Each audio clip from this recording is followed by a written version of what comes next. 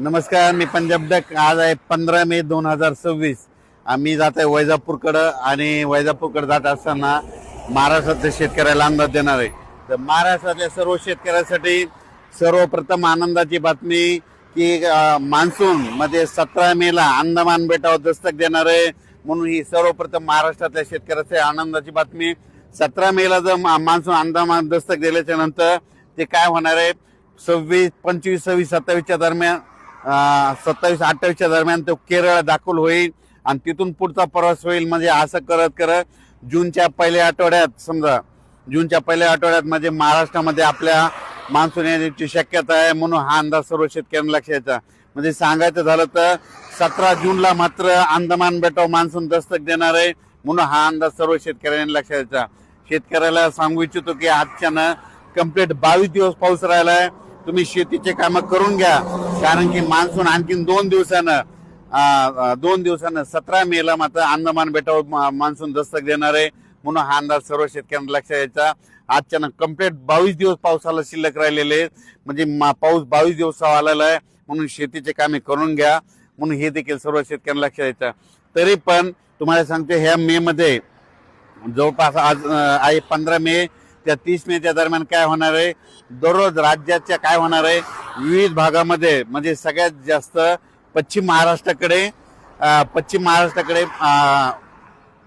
Monsoon पूर्व अवकाळी पावसाचं हे सावट चालू राहणार आहे. म्हणून हा अंदाज सर्व शेतकऱ्यांनी लक्षात घ्यायचा. म्हणजे सांगायचं झालं तर म्हणजे हे पश्चिम महाराष्ट्राकडे म्हणजे सातारा जिल्हा, सांगली जिल्हा, सोलापूर जिल्हा, कोल्हापूर जिल्हा, पुणे जिल्हा आणि घाटमाता ह्या परिसरामध्ये चांगलं म्हणजे आज 20 मेच्या नंतर दररोज पावसाला म्हणजे मान्सून पूर्व पावसाला सुरुवात होणार आहे, अवकाळी पावसाला सुरुवात होणार आहे. म्हणून हा अंदाज लक्षात. हा पाऊस राज्यभर सगळीकडे पडणार नाही, मात्र पश्चिम महाराष्ट्राकडे मध्ये काही जिल्ह्यामध्ये जरा जास्त पडणार आहे. म्हणून हा अंदाज लक्षात. संपूर्ण महाराष्ट्रात मात्र हे अवकाळी सध्या नसणार आहे. फक्त 21 पासून काय होणार आहे, त्या पावसामध्ये थोडी वाढ होत जाणार आहे. आणि ते जास्त पाऊस फक्त सातारा, सांगली, सोलापूर, कोल्हापूर, पुणे, घाटमाता परिसरानं मुंबई ह्या कोकणपट्टी घाटमाता ह्या परिसरात मान्सून पूर्व अवकाळी पाऊस बरसणार आहे. म्हणून हा अंदाज सर्व शेतकऱ्यांना लक्षात घ्यायचा. पण राज्यात मात्र 17 मे ला मान्सून अंदमान बेटावर दस्तक देणार आहे. म्हणून हा अंदाज लक्षात घ्यायचा. 20 मेच्या नंतर ते 30 मेच्या दरम्यान राज्यामध्ये काय होईल, काही भागामध्ये मान्सून पूर्व पाऊस सुरू होईल. हे पाऊस सर्वदूर पडणार नाही, पण त्याच्यामध्ये विजेचं प्रमाण जास्त असल्यामुळं, वाऱ्याचं प्रमाण जास्त असल्यामुळं शेतकऱ्यांनी स्वतःची काळजी घ्या, आपल्या पाळीव प्राणीची घ्या. कारण की 20 मेच्या नंतर बऱ्याच ठिकाणी अवकाळी पावसाला म्हणजे सर्वदूर राज्यभर पडणार नाही. फक्त काय होणार आहे, ते पश्चिम महाराष्ट्राकडे जास्त मान्सून पूर्व अवकाळी पाऊस सुरुवात होणार आहे. म्हणून हा अंदाज शेतकऱ्यांना लक्षात द्यायचा.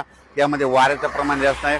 पण हे सर्वप्रथम खास करून आजचा जे अंदाज देण्याचा उद्देश आहे, 17 मे ला मात्र मान्सून अंदमान बेटावर दस्तक देणार आहे आणि तिथून 10 दिवसांना केरळपर्यंत येणार आहे आणि तिथून पुन्हा 5-6 दिवसामध्ये महाराष्ट्रात दाखल होऊ शकतो. म्हणून हा अंदाज लक्षात घ्या. त्याची